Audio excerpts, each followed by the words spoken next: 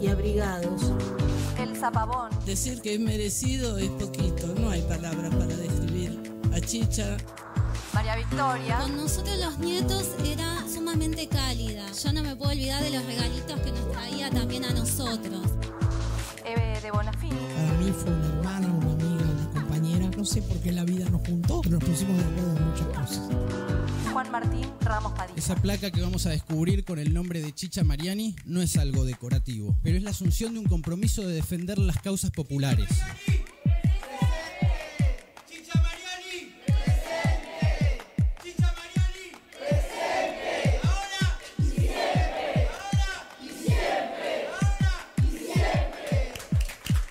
Radio Caput. Hable bajo pero hable, no se case. Esas cosas.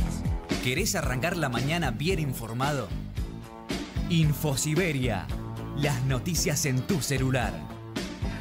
Manda un mensaje de WhatsApp al 11 3205 8813 y recibilo gratis todas las mañanas. Infosiberia. Las noticias en tu celular. Manda un mensaje de WhatsApp y recibilo gratis todas las mañanas. Infosiberia. Quererse libre. Un intento de humanizar la realidad. Quererse libre. El programa de Lía Méndez con Fortunato Morrone y Pedro Mouratian. Un programa para la libertad. Para la libertad. Sangro, lucho, pervivo para la libertad. Mis ojos y mis manos, como un árbol carnal, generoso y cautivo.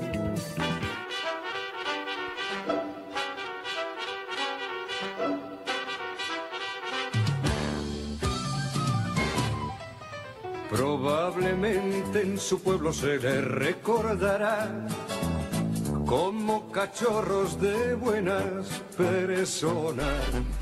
Buenas tardes a todas y todos. Hola compañera, compañero. Saludamos a nuestro operador estrella, Martín, a nuestra productora Isabel. Bueno, acá estamos, un nuevo programa de Quererse Libre, este intento de humanizar la realidad. Y hoy elegimos compartir con todos nuestros oyentes algunas de las charlas que habitualmente tenemos con los compañeros y compañeras que integramos el Instituto Humanizar, el Instituto de Políticas Públicas Humanizar. Y nos pareció adecuado, de alguna manera, por supuesto que viendo cuál es la situación de los derechos humanos en tiempos de Milei, en tiempos de crisis moral. Y de esos encuentros, esas reuniones, esos intercambios que solemos tener periódicamente, es a partir de los cuales el Instituto va generando producciones y propuestas. Entonces, abrimos la puerta de alguna manera para compartir con todas y todos estos intercambios y estas charlas en torno a los derechos humanos. Hoy con Gabriel Bulgach. Bienvenido. Gracias, Lía, bienvenido. Un saludo al operador, a Martín. Muchas gracias por esta charla que vamos a tener. Ojalá no sea la última. Así es. Y además en este ámbito, ¿no? Nosotros hablamos de derechos humanos, lo nuestro son los derechos humanos, sobre eso discutimos, intercambiamos. Y en Caput, nada menos un espacio de radio cuya piedra angular es justamente la defensa irrestricta de los derechos humanos, ¿no?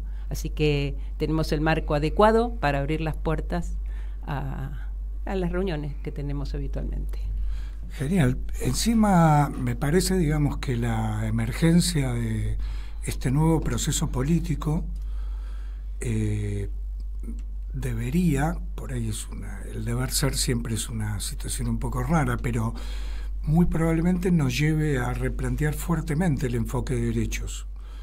Este enfoque que se concreta, digamos, a partir del siglo pasado en organismos internacionales, en declaraciones universales, en un montón de normativa y jurisprudencia internacional que en la reforma constitucional del 94 nuestro país se compromete a que sea las reglas del juego. Todo aquello que está en la Constitución son las reglas del juego.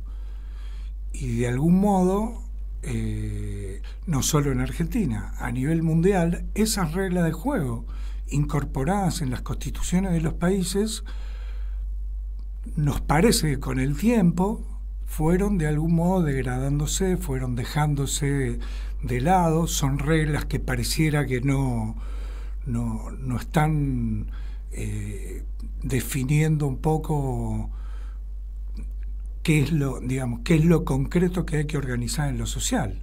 Uh-huh. Este proceso que comienza en diciembre del año pasado, o que se concreta en diciembre del año pasado, lo que hace es poner muy en evidencia que esas reglas de juego, si quisiéramos hacer una alegoría con el fútbol, se supone que hay reglas, y eso todo el mundo las acepta, y de algún modo todo, digamos, la dinámica del juego se organiza en torno a esas reglas. Si uno quisiera, en vez de tener, no sé, cobrar un penal, en vez de patearlo con el pie, tirarlo con la mano, eso no es parte de las reglas y no se permitiría. Entonces hay un gran interrogante en nuestras sociedades actuales, Argentina en particular, pero me parece que el interrogante es mucho más amplio acerca de qué hacemos con las reglas de juego que supuestamente nos hemos dado. Sí, además, Gabriel, cosa que conversamos habitualmente, claramente la tremenda desigualdad social es justamente el rostro visible de esa violación sistemática a los derechos humanos tan prístinamente consagrados en instrumentos valiosísimos que además nosotros nos ha parecido, y justamente son nuestros temas, nos ha parecido que hay que fortalecer, porque en nuestro país se ha hablado del curro de los derechos humanos, la degradación respecto de los derechos humanos ha sido, no empieza en diciembre del año pasado, ¿no? Entonces, sostener, sobre todo a la hora de transmitir, de intentar incorporarlo en el sistema educativo, toda la cuestión, la importancia de los derechos humanos frente a estos modelos que violan, distorsionan los principios sobre los que se asientan los derechos humanos. Nos parece fundamental pararnos fuertemente ahí, hacer una defensa independientemente o junto a este análisis que vos planteás, pero parándonos justamente en los derechos humanos, en la necesidad de nos humanizamos en la medida en que se efectivizan esos derechos humanos, ¿no? Tal cual, vos hablabas de desigualdad social. Para los que entendemos que los principios, la norma, el enfoque de derechos humanos debiera arreglar lo social, debiera ser como el parámetro para organizar lo social, la desigualdad es una medida de cómo todo eso no funciona. Así es. Porque, a ver, yo creo que hoy conviven mínimamente dos grandes enfoques en pugna. El primer enfoque es el enfoque de derechos y el segundo es el del mercado, el del libre mercado. El economicista. El economicista. Claro. Y dentro del economicista hay modelos que se han agotado y hay modelos que hoy están resurgiendo con fuerza. Así es. Como por ejemplo este neoliberalismo mezclado de anarquismo capitalista. ¿Qué significa eso en términos concretos? Significa que son las visiones que promueven prácticamente que el Estado no exista o desaparezca o se minimice a su máxima expresión, mejor dicho, a su mínima expresión. Así es. Y entonces quede todo lo social ordenado de acuerdo al sistema de precios, en definitiva. Así es. Bien. Eso es lo que estamos viendo. Eso es lo que estamos viendo. Exactamente. Bueno, estos dos modelos en pugna, el modelo de derechos, el modelo humanizador de lo social, el modelo que plantea que el individuo no es un ente aislado, sino que vive en comunidad y se desarrolla en comunidad, frente a la otra mirada que plantea que el individuo es como... Hay que pensar en el individuo, no en la sociedad, porque esa sociedad en términos, digamos, concretos no existe, sino es una abstracción. Luego, a la hora de pensar en el individuo, tampoco es, digamos, interesante la mirada respecto del ser humano, ni siquiera, digamos, hay un respeto a su humanidad. Se llevan por delante todo. No, llevan por delante todo. Porque es muy darwinista. Totalmente. O sea, la visión respecto de lo humano que está de trasfondo de este enfoque anarcocapitalista o neoliberalista es que, digamos, va a poder desarrollarse en función de los parámetros de ese sistema económico aquel que tenga capacidad. Y quien no tiene capacidad, bueno, quedará en el camino. La pregunta que nos venimos haciendo desde 1980, donde aparece Thatcher, donde aparece Reagan como personajes que corporizan esa mirada neoliberal y que luego se propagó prácticamente en todo el mundo, y acá las vivimos con Menem, que fue la expresión de ese neoliberalismo que aparecía.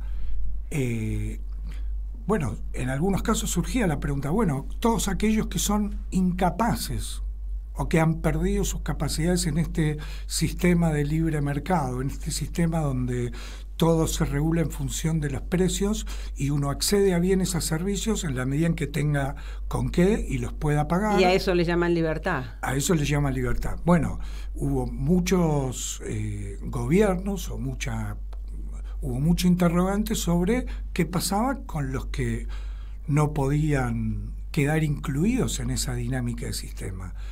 Me parece que desde el punto de vista de los derechos humanos, de la política social como traducción de los derechos humanos en lo social, el comienzo de este siglo, acá en Argentina lo vivimos con el proceso kirchnerista, es como un intento de amortiguar la tremenda exclusión que generó todo el movimiento neoliberal de los fines 70, 80, 90 en adelante.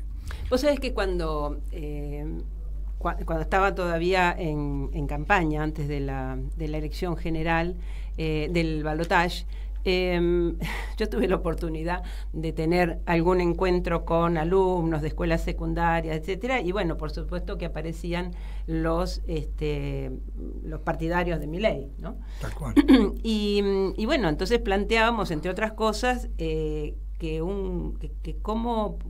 era raro, digamos, o llamaba la atención que tuviera adhesión un candidato que lo que proponía era quitar derechos. Entonces, digamos, los partidarios de Milei lo que decían que de ninguna manera, esa no era una propuesta de Milei. Y vos fíjate que claramente Milei, con la posición que fija respecto del Estado, que se desentiende de toda garantía de derechos, bueno, eso lo que expresa es que los derechos humanos no existen, porque los derechos humanos, hay derechos si hay garantía. Si no hay garantía, no hay derechos.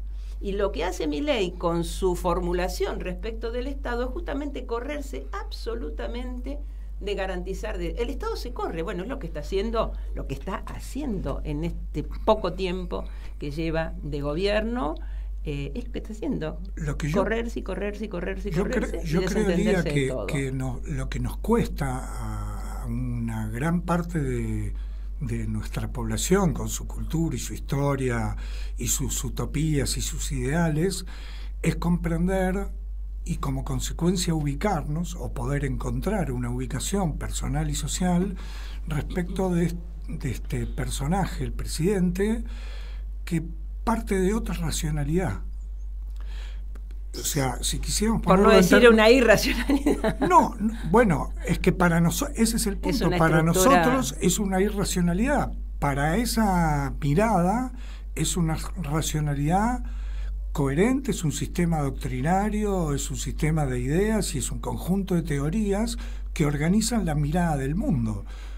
Por supuesto que en esa racionalidad el tema de los derechos humanos no tiene cabida. No tiene cabida, no es parte del, o sea, son números, son Excel, son sistema de precios, son regulaciones, las personas no existen. Has visto que no tienen ni siquiera referencia, no hace referencia en sus discursos al pueblo, a la población, a la sociedad, no hace referencia. Tal cual. Como mucho una referencia a las personas de bien. Son actores económicos. Solamente personas de bien, es la máxima referencia que pero que no se sabe de quién. Claro. Uno no queda escuchando eso y dice, yo entonces está hablando de mí. Entonces me puedo ubicar. No, uno absolutamente.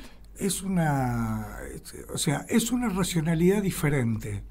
Es como si habláramos con, no sé, con algún personaje que nos apareciera y que se crió y vivió toda su vida en la Edad Media. Su mirada del mundo tendría tanta distancia respecto del mundo de objetos, del mundo de valores, de la dinámica de relación, de los aspiracionales en términos culturales, en términos de felicidad, que sería como hablar con... Bueno, eso contaban, ya que hablamos hace un rato del tema de la emergencia de organismos internacionales y la Declaración de Derechos Humanos, eso cuentan que ocurrió cuando, por ejemplo, se hizo el juicio de Nuremberg a los jerarcas nazis y a un montón de los personajes, y una de las cosas que aparecía eran visiones del mundo totalmente diferentes. Entonces, nosotros, humanistas, que de algún modo, además, hablamos de los predialogales, hay condiciones que hay que cumplir para poder dialogar. Así es, que hay que poder acordar, digamos, sino de qué estamos hablando. ¿De qué estamos hablando? Claro, de entonces, cosas distintas. Cuando los predialogales no coinciden, y uno de esos predialogales es no solamente el lenguaje, si hacemos referencia al mismo contenido de acuerdo a una palabra, por ejemplo, libertad. Si tuviéramos que discutir sobre la libertad, imagínate, el predialogal ya nos impediría discutir sobre libertad, porque para nosotros libertad es una cosa y para ellos libertad es otra cosa.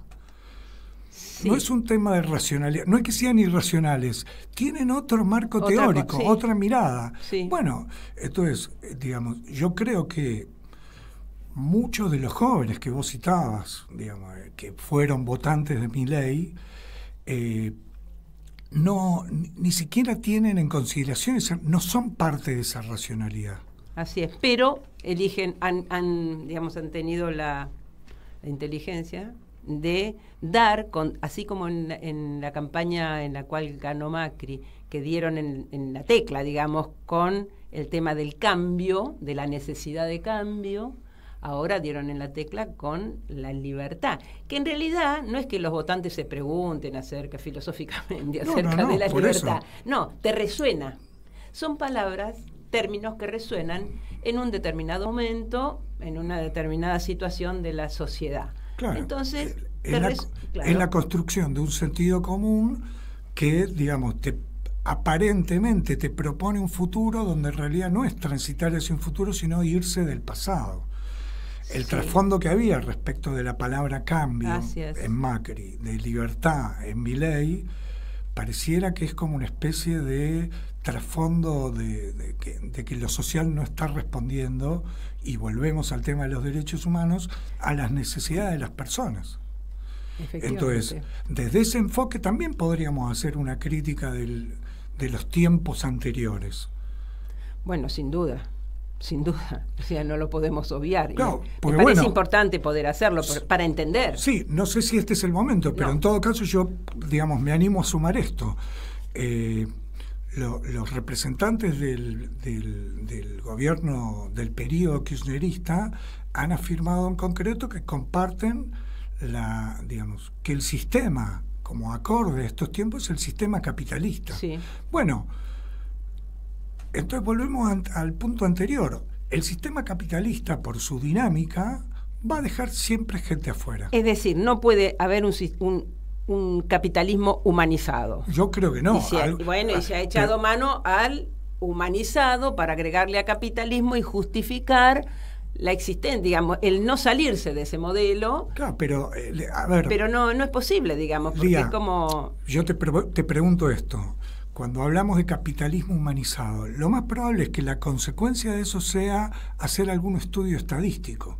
Ejemplo, la pobreza baja, sube, la indigencia baja, sube, la inflación en términos de la cantidad de dinero necesario para acceder a bienes y servicios tiene relación con los ingresos, o sea, con el nivel salarial, el nivel de desocupación baja, sube.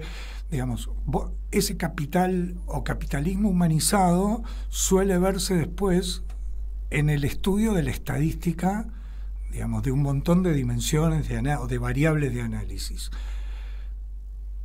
Pero digamos, lo social, por lo menos para nuestro enfoque, no es susceptible de ser, digamos, visto desde el punto de vista de la estadística, porque los 40 y pico millones que somos, cada uno de nosotros somos. Así es. Y cuando vos decís hay un 6%, un 5%, un 10% de indigencia, por ejemplo, estás hablando de millones de personas. Así es. Así es. Entonces, que vos me digas que de un trimestre a otro la indigencia pasó del 5 al 4, sí, yo te lo entiendo, lo aplaudo, acompaño. Pero tenés que abrir ese 4. Pero también digo que es evidente que las políticas que se desarrollan desde el enfoque del capitalismo siguen dejando 4%, que son millones de personas. Es decir, entre lo humano y el mercado, ¿qué es lo que prima? Exactamente. Bueno, todo, digamos, el post neoliberalismo de los 80 se preguntó eso, ¿cómo hacemos para dos cosas? Una, intentar incluir a todos los que ese tiempo dejó fuera. Y segundo, ¿cómo hacemos para que los que están adentro no se excluyan, no queden excluidos? La desigualdad, la exclusión son de algún modo modos de hablar eso, de la cantidad de gente que queda fuera. Lo humano como centralidad, en realidad... No aparece. No aparece. No. Sí, sin duda nosotros tenemos que reconocer que en los gobiernos de los Kirchner, en realidad se ha avanzado en reconocimiento de derechos y no se han llevado adelante políticas que perjudicaran al conjunto social. Tal cual. Y eso es muy destacable y muy importante. Sin dudas. Entonces este análisis lo hacemos también reconociendo eso, ¿no? Sí, no, pero eso no tiene ninguna duda y creo que como pueblo, una buena parte del pueblo está muy agradecido del periodo kirchnerista, inclusive muchos de los que no los votan. Sí. Que se han llenado los bolsillos. Sí, no lo reconocen, pero se han beneficiado. Se han beneficiado, sin duda. Claro. Y cuando las políticas justamente tienen esa característica, independientemente de que te voten o no te voten, de que te reconozcan o no te reconozcan, esas políticas son para todos, son derechos universales, no son para algunos, son universales. Y me parece que también, es como nosotros lo asumimos como una función que tenemos social, el difundir estos aspectos respecto de qué son los derechos, del sistema de derechos humanos, de la garantía, porque los estados han firmado, o sea, ¿por qué esos instrumentos internacionales que reconocen derechos se incorporan a la Constitución? ¿Qué significa? Significa que los estados los han suscrito, los han ratificado, se han obligado. Pero ¿no? Son reglas de juego, Lía. Son reglas de juego. No es una teoría. Son reglas de juego. No es una teoría que dice, bueno, hemos suscrito la Convención Internacional de los Derechos del Niño. No. A partir de ahí empieza toda una serie de cuestiones que a donde apuntan es que este Estado, el que suscribe, construya una arquitectura y un diseño de política pública que proteja hasta el último de los niños. Así es. No es teórico. Tal cual. O no debería ser teórico. Y creo que todos aquellos que impulsamos el enfoque de derechos y que venimos hace mucho tiempo empujando justamente con la intención que todo ese bagaje de artículos, de reglas de juego se concrete en la dinámica de lo social, quizá cuando nos encontramos hoy con el extremismo opuesto, donde barren con todo el enfoque, quizás sea hora de ponernos extremistas nosotros también. Hemos tenido muy buenos modales. Todos aquellos que impulsamos el enfoque derecho hemos tenido muy buenos modales hasta ahora, pues siempre ha sido un reclamo y de algún modo, como vos decías, si no hay Estado, si no hay garantía de derecho, el derecho no tiene ningún sentido. Gracias. Bueno, de algún modo ha habido un conjunto de políticas públicas en todos los campos ligados a los derechos humanos que ha permitido el avance, y eso no hay dudas. Así es, así es. Esa construcción ha sido sólida, importante. Tal cual. Pero al mismo tiempo nos damos cuenta que hay algo intangible en los individuos y hay algo como muy débil en la organización de la República, del Estado, que viene un señor, un día, dice, bueno, listo, esto no funciona más, manda un DNU, manda una ley, desorganiza todo en 2 segundos. En un marco democrático. En un marco democrático. Entonces, hay un nivel de fragilidad... Total. Que no sé... Total. Sobre eso tenemos que hablar y trabajar y ver cómo... Y porque eso se supone que el Estado somos todos y se supone que la comunidad nacional debería protegernos a todos. Así es. Entonces, si tiene la posibilidad un señor que llega un día que es electo democráticamente, de eso no tenemos dudas, no hay duda, no está en cuestión si fue bien elegido o mal elegido, no, hubo un balotaje, hubo un proceso electoral y este señor resultó electo, no hay duda, ese señor es el presidente.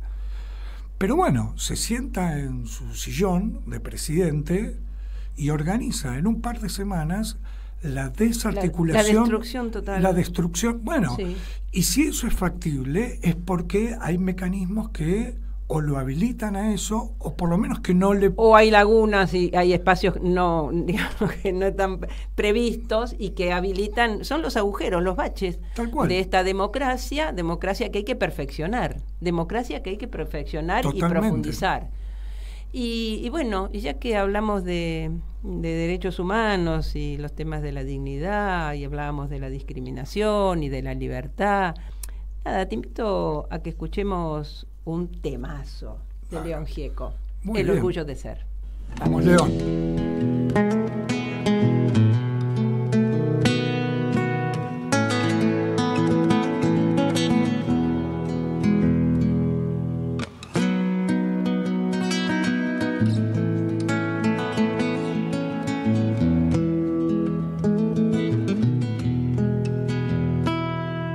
Yo que nací niña trans y usé a todos los amigos de mi hermano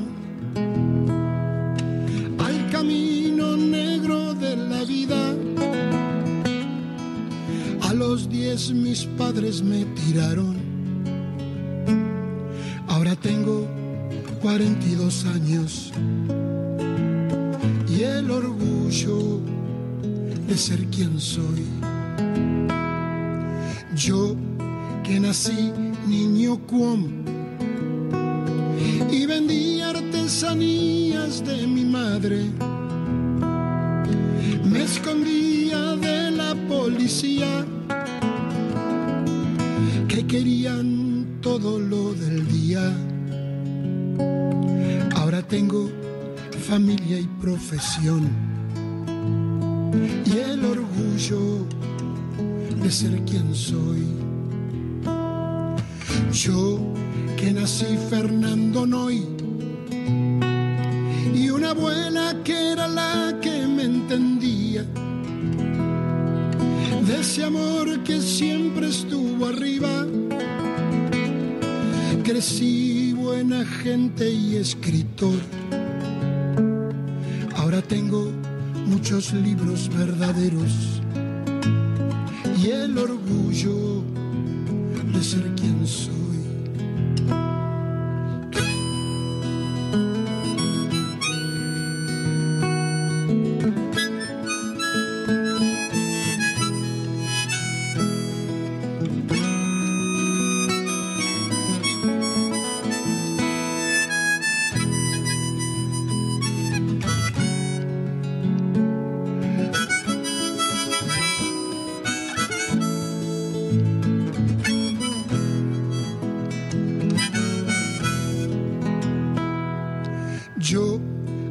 abandonado en un hogar, porque Dios guardó mis piernas para otro, pero me dio 2 alas de cóndor para oír las coplas del viento. Ahora tengo 100 canciones para todos y el orgullo de ser quien soy. Yo que fui nacido en el horror y ustedes capitanes antiaborto arrojaron a mi madre en un vuelo y me llevaron de trofeo. Soy Gabriel, tengo nombre verdadero y el orgullo de ser quien soy.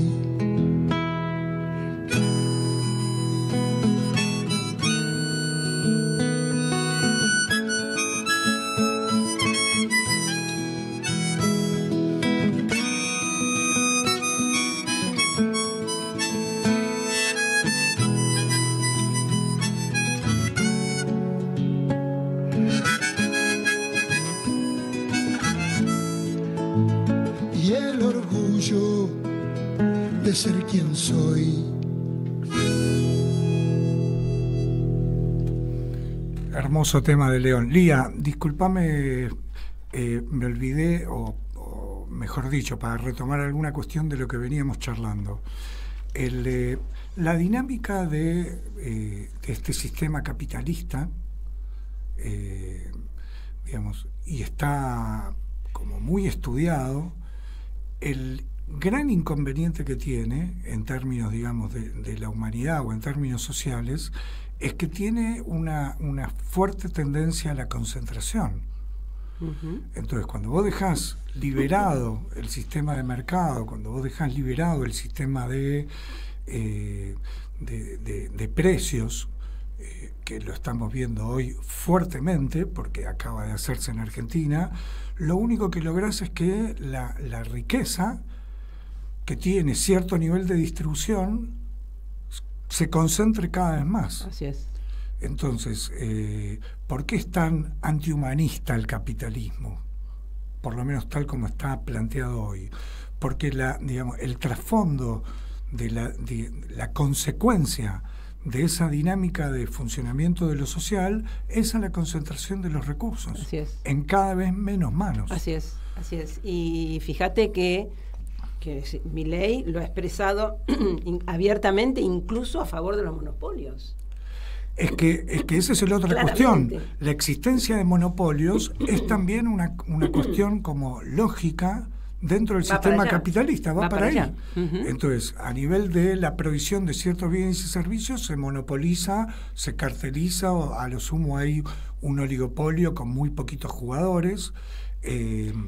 A ver, lo que pasó en estos últimos 2 meses, o en este tiempo de Milei, donde a partir del DNU, que todavía no sabemos si va a prosperar, si se va a frenar, si está estando, si está va estando, va transcurriendo. Pero supuestamente, mientras no se lo rechace, tiene vigencia, tal cual. Bueno, ¿cuál fue la consecuencia en términos, digamos, de la cotidianidad de los individuos? Aumentaron de un modo delirante los alimentos, aumentó la carne, aumentó el transporte, ya se acordó, todavía no lo vimos, pero lo vamos a ver en el mes que viene o en el próximo, el incremento de las tarifas de servicios. Así es, así es. Con los alimentos es una cosa bueno, tremenda. Por ejemplo, leí ayer un informe que el kilo de arroz pasó de enero del año pasado, que estaba alrededor de 300 pesos, hoy está casi 4.000. Sí, sí. ¿Cuánta inflación tuvimos? ¿150%? Bueno, esto es como si se hubiese incrementado 1000 veces. Así es. ¿Cómo se justifica eso? Así es. ¿Y en cuánto tiempo, además? Porque ha habido un salto. Sí, los últimos 2-3 meses. Exactamente. Bueno, ¿cómo se justifica? Bueno, en la teoría del libre mercado... Es el acomodamiento de los precios, donde que estaban atrasados. Sí, lo del atrasado es una canción para poder justificar o para habilitar... ¿Estaba atrasado para quién? Claro, exactamente. Siempre, la pregunta es siempre lo mismo. ¿Es un problema para quién? ¿Está atrasado para quién? ¿Se beneficia a quién? Ahora, de lo que no hay duda, Gabriel, es que si bien venimos hablando que de todos modos estamos en un sistema capitalista, capitalismo humanizado, como lo quieran llamar, de todos modos, digamos, esto que estamos viviendo nos marca cada vez con mayor definición la línea divisoria entre humanismo y antihumanismo. Creo que nunca ha estado definido del modo que se define hoy el antihumanismo, ¿no? Y podemos referirnos, creo que a lo central, que es la situación en la que se pone a las personas, quitándoles todo, quitándoles lo básico, quitándoles el alimento. Lo que han hecho con los comedores es brutal. Has visto que han renunciado ahora a los funcionarios porque dicen que los depósitos de capital humano están absolutamente vacíos, o sea, no está previsto absolutamente nada, dar ningún tipo de respuesta. Entonces, llevar al límite de la hambruna a la gente es lo más perverso, lo más antihumano, es lo más cruel que puede existir, derivado de una política de Estado, porque es una política de Estado la que están implementando. Eso que vos decís, creo que para los tiempos que vienen, tiene que ser también central. El humanismo, los derechos humanos, toda esta historia y toda esta cultura, tiene que tener una traducción directa en política pública. No es una teoría, no es algo que yo digo, los derechos humanos. Los derechos humanos tienen que concretarse en política pública, y la política pública, quizá en algún otro encuentro que tengamos, podemos como desarrollarlo un poquito mejor, pero lo quiero hacer muy sintético. Se supone que la política pública parte de un problema. ¿Por qué el Estado tiene que hacer algo? Porque hay un problema. Si no hubiese ningún problema, no hay que hacer nada, todo sigue en la dinámica que está. Toda política pública se supone que responde o tiene la intención de responder y dar respuesta a un problema. ¿Quién plantea el problema? Un montón de veces son aquellos que son perjudicados por una situación. Se transforman de algún modo en algún actor social que logran presionar al nivel de gobierno que corresponde para que dé una respuesta al problema que apareció. Pero muchas veces los que ejecutan la política pública y las que lo diseñan es el mismo Estado, porque tiene una intención. Ese Estado quiere que las cosas sean de un modo. Nadie tiene que venir a decir, a Milei nadie tiene que venir a decirle, liberame los precios. Él quiere hacerlo. Entonces su política pública va a ir como traduciéndose en la medida en que lo dejen. Eso me gustó. Claro, porque eso es parte de otra conversación. Exactamente. Hay un montón de gente que se opone. Así es. Bueno, hay que organizarse. En la medida en que lo dejen, este gobierno va a intentar transformar las políticas públicas no para dar respuesta a un problema, sino para generar el modo de organización que quieren. De hecho, Milei apareció y su frase de batalla, ¿cuál es? No hay plata. Cuando yo te digo no hay plata... Ya pusiste la condición. O sea, nada. ¿Qué es posible cuando no hay plata? Nada. Entonces vos traes el tema alimentario. Bueno, ¿cuál era el programa, la política pública como más fuerte en términos de alimentos? La tarjeta alimentar. ¿Qué hizo este gobierno? Dijo, bueno, a la tarjeta alimentar vamos a multiplicarle el monto, ahora no recuerdo por cuánto, para compensar inflación, suba de no sé qué... o que obviamente no alcanza para nada. Pero hay un montón de gente que no tiene tarjeta alimentaria. Que la forma de resolver la cuestión alimentaria era en esos barrios, en esos clubes, quizá en los clubes de barrio, en algunas iglesias, que tenían la posibilidad de organizar comedores, merenderos, esas figuras. Iban por ahí al mediodía, a media tarde y a la noche. Y los barrios populares y en casas.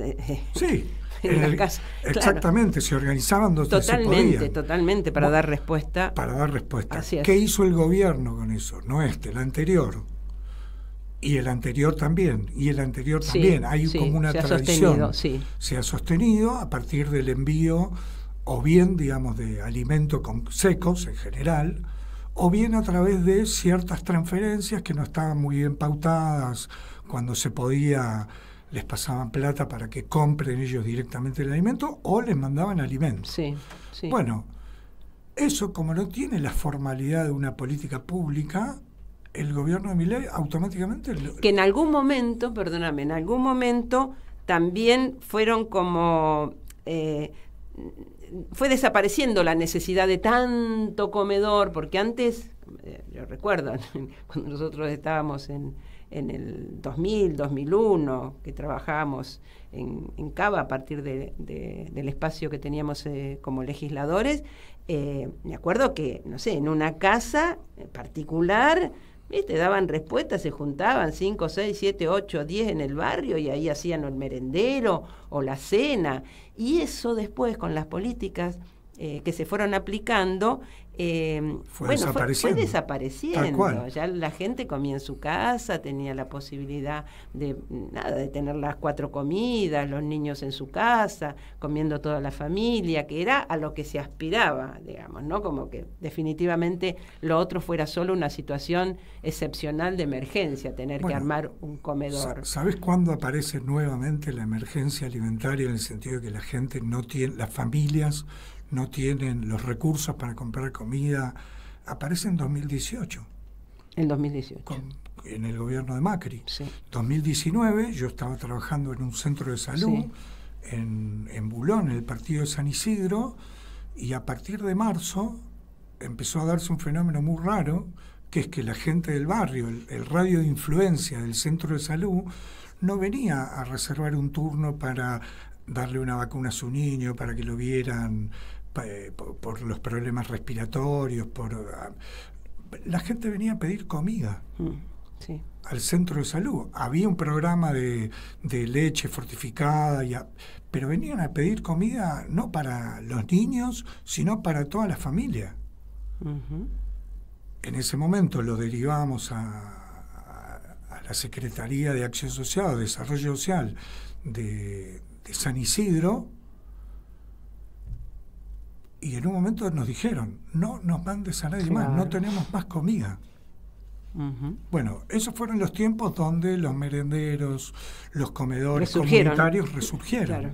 Bueno, hubo todo, digamos, después vino la pandemia, o sea, la historia de los últimos años en Argentina es como muy extraña.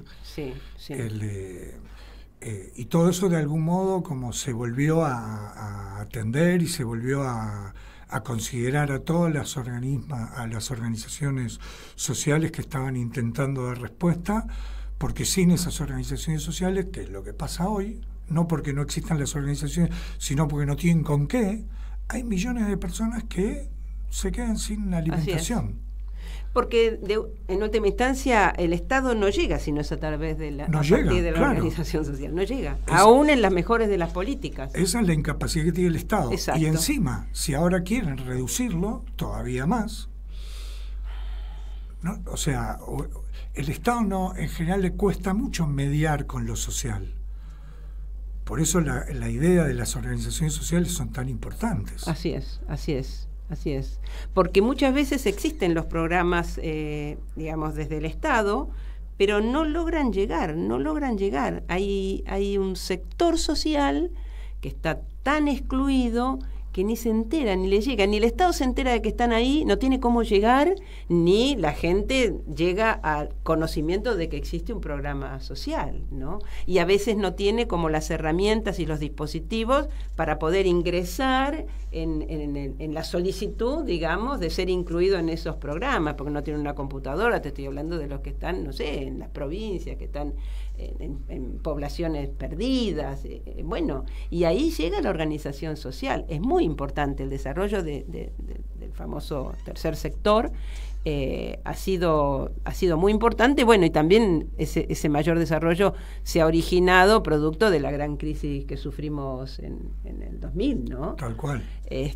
Vos decías eso y yo me acuerdo que nosotros destinábamos el 80% de la dieta del legislador de la ciudad, por una promesa que habíamos hecho electoral, la destinábamos a necesidades que nos plantearan las escuelas en la ciudad de Buenos Aires. Y bueno, qué sé yo, algunos te pedían computadora, otros te pedían bancos, pupitres, porque empezaban las clases y los chicos estaban sentados en el piso porque había más matrícula, en fin, distintas cosas. Y nos empezaron, eso nos sorprendió mucho y además no era lo que nosotros queríamos, ¿no? Que queríamos como dar una respuesta a cuestiones que nos parecían que tenían que ver con infraestructura, arreglar un techo, poner un pupitre. Los docentes nos pedían comida. Los docentes nos pedían comida para darle a los chicos para que se llevaran a la casa. Eso va a pasar hoy de nuevo. Bueno.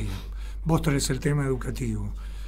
Imagínate que la cuota, digamos, del sistema privado acaba de multiplicarse, no sé por cuánto. Mi hijo ya hace mucho tiempo que no estudia y pasó así a penitas rozando el sistema privado y después terminó en el público. Pero la cantidad de gente que no va a poder sostener el pago de las cuotas de los colegios privados.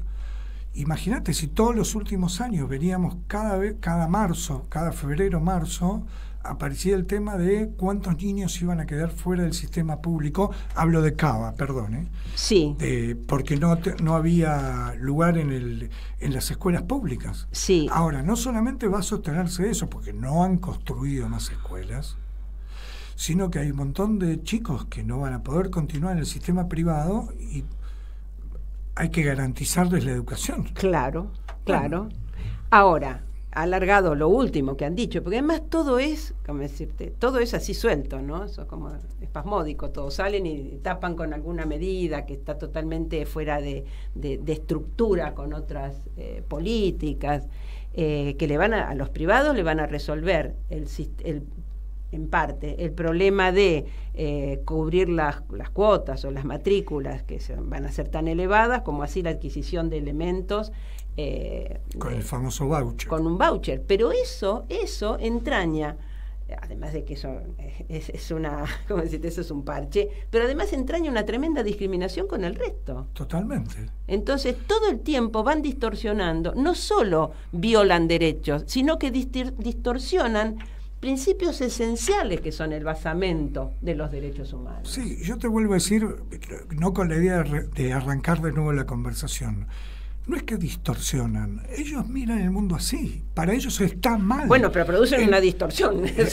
Para ellos está mal el sistema público. Así es. En todos los aspectos, todo lo público tiene que estar en manos privadas. Hemos tenido varias experiencias. Tienen problemas con el principio de igualdad. Y sí, bueno. Y el de no discriminación. O sea, tienen problemas con todo lo que tenga que ver con lo humano. Y con la libertad humana. Y con la libertad. Porque la libertad de ellos es la libertad de mercado. Tal cual. Claro. Y como ellos es un atributo del mercado, no del ser humano, la libertad. Tal cual. Ahora, me gustaría, estamos casi sobre el final del programa, abrir el futuro. Yo sé que abrir el futuro. Yo sé que es difícil, pero nosotros en la situación que va a quedar nuestro país, no sé cuándo, o sea, cuando se termine esto, no sé cuándo, no sabemos cuándo, cómo se arranca para adelante, porque a ver, han puesto una bomba destructiva, no es que modificaron una cosa y entonces te bajaron no sé qué y no te ponen un impuesto, pusieron una bomba. Nosotros traíamos un nivel de vida con sus más y sus menos, depende del sector social, y de pronto, ¡pum!, una bomba que nos reventó la vida a todos. Entonces, y esa bomba tiene que ver, entre otras cosas, con la desarticulación de todas las áreas de la estructura del Estado, a partir de las cuales se implementaban las políticas públicas. Sí, no quiero ser pesimista, pero esa bomba que vos decís se tiró o se está tirando tiene efectos como expansivos. Así Va a es. venir en ola. No es que terminó la ola. No, absolutamente. Vamos a ver muchas cosas más. Absolutamente. Y la pregunta que vos hacías, ¿hasta cuándo? Es una buena pregunta. Si lo democrático, lo institucional sigue su curso, habrá elecciones nuevamente en el 2027. Sí, bueno. Bueno. Por favor. Entre otras cosas, la política. La política tiene que hacer lo suyo. Hay todavía tanta especulación y tanta mezquindad, por favor, que lo humano no solo no está en la mira de Milei, no está en la mira de otros. Bueno, me parece que eso es una clave para pensar en el mañana. No se sabe cuándo es ese mañana.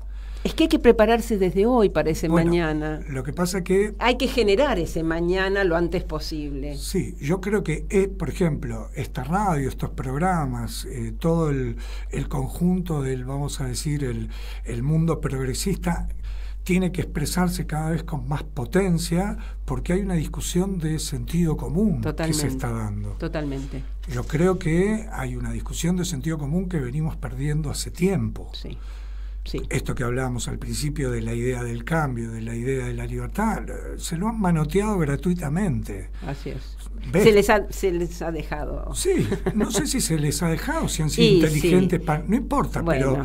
Pero entonces hay toda una parte hoy en este proceso donde tiraron la bomba y no sabemos en qué tiempo la cosa se apacigua un poco o en qué momento va a darse la coyuntura como para poder pensar cosas que nos lleven en otra dirección.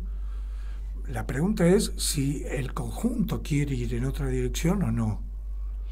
Bueno, eso creo que dependerá del avance que tenga todo este proceso destructivo. Este es un proceso destructivo. Es un proceso destructivo, tal absolutamente. Cual. Bueno, que va, digamos, cuando hablamos de destrucción no solamente institucional, no solamente hablamos de la destrucción de vidas. Así es. Hablamos de la destrucción de familias. Así es. Así como el cierre del sistema ferroviario en Argentina destruyó pueblos, los convirtió en pueblos fantasmas.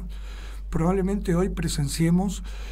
Con lo que implicaba el pueblo fantasma, quiero decir, no solo desde lo económico, desde las relaciones sociales, te diría que hasta de la salud mental. Sí, desde el punto de vista que quieras. ¿No? Han hecho desaparecer pueblos y personas que se han tenido que ir a otro lugar, algunos se han suicidado, bueno, sí. Digo porque conocemos historias de eso. Claro, bueno, claro. A ver, encima tenemos a la doña Bestia Bullrich con sus protocolos y sus... o sea, ¿cuál es la perspectiva que hay para todo el conjunto de la población que se vaya a oponer? Bueno, lo sintetiza muy bien el pelado expert, cárcel o bala. Sí, sí. Son bestias, son antihumanistas. De cabo a rabo. De cabo a rabo. Sí, sí. Entonces, no dejan ni una ranura. Para concretar la idea que tienen de lo social, van a apelar a toda la cuestión. En medio de todo eso, yo creo que volvemos a la idea de la batalla por el sentido común. Totalmente. Entonces, lo que quede de esa batalla, ¿van a aspirar a un mundo humanista o van a aspirar a un mundo antihumanista con variantes? Y en todo caso, digamos, nosotros tenemos por ahí la misión o nos consideramos desde nuestro lugar con la misión de esclarecer, de mostrar ese otro enfoque, ese otro punto de vista, el valor de lo humano, el sentido de la vida humana, lo que nosotros consideramos que es el desarrollo del ser humano que está en evolución a pesar de todo esto, ¿no? Bueno, y entonces cómo se contribuye a esa evolución, qué implica la evolución del ser humano, hacia dónde va, qué posibilidades tiene, cuánto depende de nosotros. Me parece que, tienen que ser temas, porque también tiene que haber ámbitos que abran el futuro. Tal ¿viste? cual. Porque si no, todo el tiempo la discusión es que no me alcanza para esto, que tampoco que me jodieron con esto, que me jodieron con esto otro, y esto todos los días es una pálida. Entonces, nosotros tenemos la función. Yo creo que hay que arrancar por ahí, Lía. Hay una cuestión como de paradigma de lo humano que está en crisis. Totalmente. Por ahí no son tiempos donde todo el mundo tenga los oídos prestos para conversar sobre eso. Pero me parece que hay que transitar. Es tan extraño en este universo el fenómeno de la vida. Así es. Y si vos decís, bueno, a ver, no hablemos de una ameba, no hablemos de seres unicelulares o de algas, hablemos del ser humano y la conciencia humana. Es ciencia ficción. Sí. Y no hay espacio y el ser humano está en este momento totalmente tomado por cosas que lo desvían. Cosificado. Que lo desvían, ¿no? Tal de cual. Esas preguntas, de las búsquedas de respuesta para eso. Tal cual. Mirá, retomando un poco un poco el eje de lo que vinimos conversando, hay un vínculo entre derechos humanos y política pública que un poco intentamos comentar. Pero en el mundo de la política pública hay una parte que es clave, que es la idea de política. Y lo técnico, sí. Cómo se resuelve lo técnico, está supeditado a la política. Entonces, no hay problemas técnicos, hay decisiones políticas. Así es. Entonces, que la política pública en educación, en salud, en la alimentación, en la vivienda, sea como es, depende de la política. Así es. No de la cuestión técnica. Bueno, ya se nos va el programa, pero en todo caso, digamos, una propuesta interesante de Milei es que allí donde falta presupuesto para cosas esenciales, hay que poner el ojo en, por ejemplo, en artistas como Lali Espósito. Que tienen mucha plata. Que tienen mucha plata y que te la roban a vos. Exactamente. Con la tuya. Lali, con la tuya, devolvé la buena la vida nuestra. Y se podrían resolver muchos problemas de transporte, de educación, etcétera, etcétera. Sí, como la cantidad de jardines de infantes que hizo. Por ejemplo. Así que estaría bueno si nos vamos con... Lali, te queremos. Con Lali. Y nos despedimos. Hasta el próximo viernes. Chau, chau. No depende solo del artista ni de sus ganas, es netamente del público, no es demagogia, esto es posta, no estaríamos acá nadie de nosotros. Y eso es lo que quiero celebrar hoy. Pensé un montón que decir, ustedes imaginen el contexto. Bueno, pero voy a decir algo muy...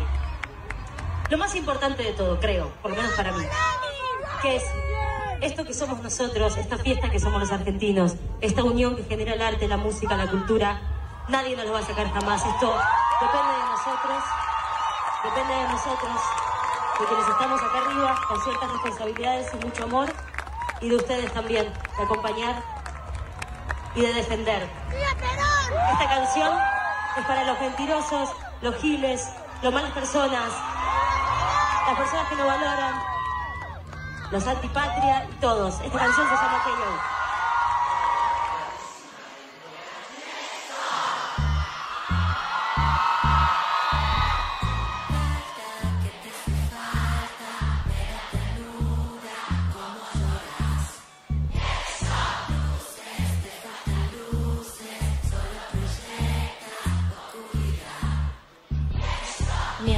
Me impresiona mi impacto, tan prendida que te quemo el tacto. Dientes, apretando los dientes, está porque estoy todo el día en tu mente. Pura mierda, bebé. Yo tiro flores, bebé. No tengo tiempo para nada. Menos para dejar tu agresividad. Yo no te odio, yo no te quiero, todo fake y yo me veo. Si no sabes nada, ve.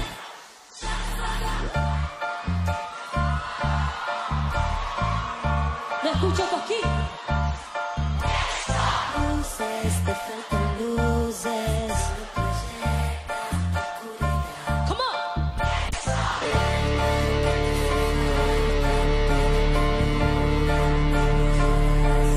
¿Quiénes son?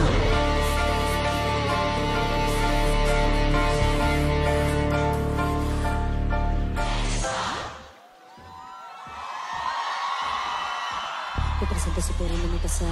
Mientras llevas todo el día ahí sentado. Que si fumo, que si vivo, que si vivo, que si bebo, que si vivo del estado.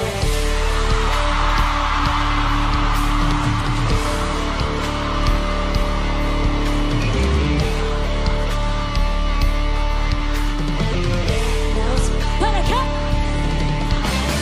Mi carácter cuestionado. Te quedaste del pasado. Enseñantes tan colgados. Que se callen decorados. Bien fuerte, Cosquín. Dice.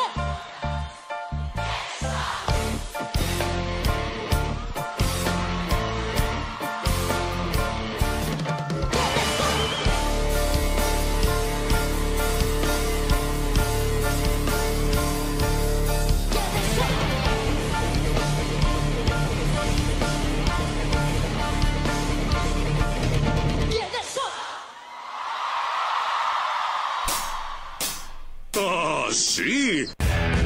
Si quieres ver un paraíso, solo mira a tu alrededor y velo. Radio Caput. Desde el lugar de las utopías. Manda un mensaje de WhatsApp al 11 3205 8813. Infosiberia. Las noticias en tu celular. Manda un mensaje de WhatsApp y recibilo gratis todas las mañanas. Infosiberia. Las noticias en tu celular. Radiocaput.com. Mientras todos duermen, algo muy extraño ocurre en los laboratorios químicos RX.